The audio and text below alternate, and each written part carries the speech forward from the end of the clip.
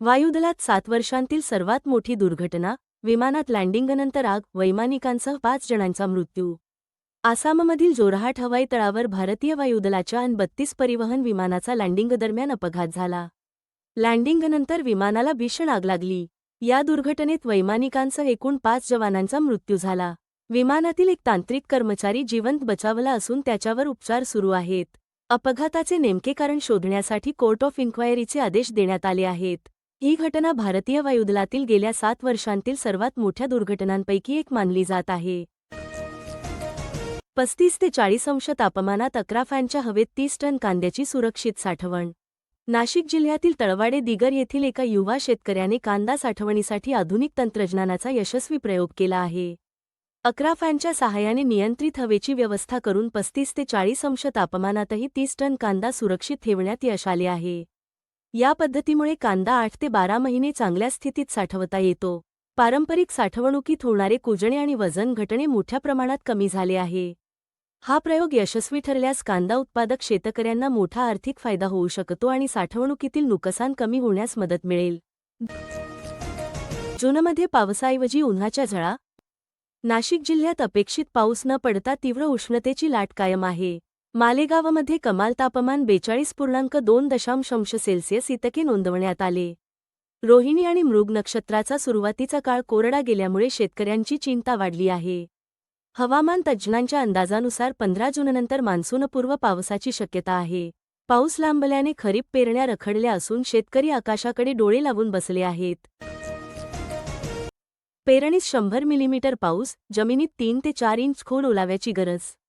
खरीप हंगामातील पेरणीसाठी किमान 100 मिलीमीटर पाऊस आणि जमिनीत 3 ते 4 इंच खोलपर्यंत ओलावा आवश्यक असल्याचे कृषी तज्ज्ञांनी सांगितले आहे. यंदा पावसाअभावी खरीप हंगाम उशिरा सुरू होण्याची शक्यता असून शेतकऱ्यांनी घाईघाईने पेरणी करू नये, असा सल्ला देण्यात आला आहे. मालेगाव तालुक्यात यंदा सुमारे 96,000 हेक्टरवर खरीप पेरणीचे उद्दिष्ट ठेवण्यात आले आहे. कृषी विभागाने शेतकऱ्यांना बियाण्यांची उगवण क्षमता तपासून आणि बीज प्रक्रिया करूनच पेरणी करण्याचे आवाहन केले आहे. पुरेसा पाऊस आणि योग्य ओलावा झाल्यानंतरच पेरणी केल्यास पिकांची उगवण चांगली होऊन नुकसान टाळता येईल. सर्वप्रथम आनंदाची बातमी. राज्यातील लाखो शेतकऱ्यांसाठी नमो शेतकरी महासन्मान निधी योजनेबाबत मोठी अपडेट समोर आली आहे. कृषीमंत्री दत्तात्रय भरणे यांनी सांगितले की, या योजनेचा शासन निर्णय लवकरच जारी केला जाणार असून त्यानंतर पात्र शेतकऱ्यांच्या खात्यावर निधी जमा करण्याची प्रक्रिया सुरू होईल. त्यामुळे या योजनेच्या लाभाची वाट पाहणाऱ्या शेतकऱ्यांना मोठा दिलासा मिळणार आहे. आता कर्जमाफीबाबत मोठी बातमी. मुख्यमंत्री देवेंद्र फडणवीस यांनी पत्रकार परिषदेत दावा केला आहे की, जिल्हा मध्यवर्ती सहकारी बँकांचे हित लक्षात घेऊन कर्जमाफीचा नवा निर्णय घेण्यात आला आहे. वारंवार कर्जमाफीचा लाभ घेतलेल्या शेतकऱ्यांना ठराविक मर्यादेपर्यंत लाभ दिला जाईल, तर उर्वरित सुमारे 40 लाख गरजू शेतकऱ्यांना विनाअट कर्जमाफीचा लाभ देण्याचा सरकारचा प्रयत्न आहे. दरम्यान, कर्जमाफीतील जाचक अटी हटवाव्यात या मागणीसाठी राज्यभर आंदोलन सुरू असून शेतकरी संघटनांनी सरकारला अल्टिमेटम दिला आहे. जाचक अटी रद्द झाल्यास आंदोलन मागे घेण्याची तयारी त्यांनी दर्शवली आहे. आता कांदा उत्पादकांसाठी मोठी बातमी.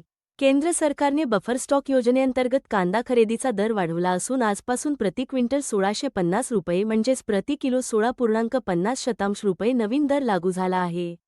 मात्र नाशिकमध्ये नाफेड आणि एनसीसीएफच्या संथ खरेदीमुळे शेतकऱ्यांमध्ये नाराजी कायम आहे. 2 लाख टन खरेदीचे उद्दिष्ट असताना प्रत्यक्ष खरेदी अत्यंत कमी झाल्याची माहिती समोर आली आहे. फलोत्पादन क्षेत्रासाठीही आनंदाची बातमी आहे. देशात यंदा फळे, भाजीपाला आणि मसाला पिकांच्या उत्पादनाने विक्रमी 37.78 कोटी टनांचा टप्पा गाठला आहे. आधुनिक शेती तंत्रज्ञानामुळे उत्पादनात मोठी वाढ झाल्याचे सरकारने सांगितले आहे. आता हवामानाचा आढावा. भारतीय हवामान विभागाने एल निनो सक्रिय झाल्याचा इशारा दिला आहे. त्यामुळे यंदाचा मान्सून काही भागात कमी तर काही भागात अतिवृष्टीचा राहू शकतो. अनेक जिल्ह्यांमध्ये जून महिना अर्धा संपत आला तरी पाऊस न झाल्याने शेतकऱ्यांची चिंता वाढली आहे. कृषी विभागाने सध्या पेरणीची घाई करू नये, असा सल्ला दिला आहे. तज्ज्ञांच्या मते कमी कालावधीत येणाऱ्या वाणांची निवड करावी आणि पुरेसा पाऊस झाल्यानंतरच पेरणी करावी. यंदा पावसाचा पॅटर्न बदलल्यामुळे शेतीचे नियोजन काळजीपूर्वक करणे आवश्यक आहे. महाडीबीटी योजनेबाबतही मोठी बातमी आहे. तब्बल 1556 कोटी रुपयांचे अनुदान मंजूर असूनही अनेक शेतकरी लाभाच्या प्रतीक्षेत आहेत.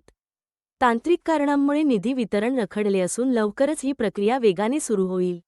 अशी माहिती देण्यात आली आहे. खतांबाबत बोलायचे झाल्यास काही जिल्ह्यांमध्ये रासायनिक खतांचा तुटवडा जाणवत आहे. तर दुसरीकडे बनावट खतांवर कृषी विभागाने धडक कारवाई सुरू केली असून अनेक विक्रेत्यांना नोटिसा देण्यात आल्या आहेत. शेतकऱ्यांनी अधिकृत विक्रेत्याकडूनच खत खरेदी करण्याचे आवाहन करण्यात आले आहे. फार्मर आयडी आणि आधार प्रमाणीकरणाबाबतही महत्त्वाची सूचना देण्यात आली आहे. अनेक योजना आणि कर्जमाफीचा लाभ घेण्यासाठी फार्मर आयडी आवश्यक असल्याने ज्या शेतकऱ्यांनी अद्याप नोंदणी केली नाही त्यांनी ती तातडीने पूर्ण करावी. वीज पडण्याच्या घटना वाढत असल्याने हवामान विभागाने दामिनी ॲपचा वापर करण्याचे आवाहन केले आहे. या ॲपद्वारे विजेचा इशारा आधीच मिळू शकतो आणि जीवितहानी टाळता येऊ शकते. राज्यात अनेक ठिकाणी वादळी वाऱ्यामुळे फळबागांचे नुकसान झाले असून महसूल आणि कृषी विभागाकडून पंचनामे सुरू आहेत. नुकसानग्रस्त शेतकऱ्यांना लवकरात लवकर मदत मिळावी अशी मागणी होत आहे. तुरी, मिरची, केळी, पपई आणि संत्रा उत्पादक शेतकरीही यंदा हवामानामुळे अडचणीत आले आहेत. पाण्याअभावी अनेक पिके धोक्यात असून टँकरच्या पाण्यावर पिके जगवण्याची वेळ अनेक शेतकऱ्यांवर आली आहे.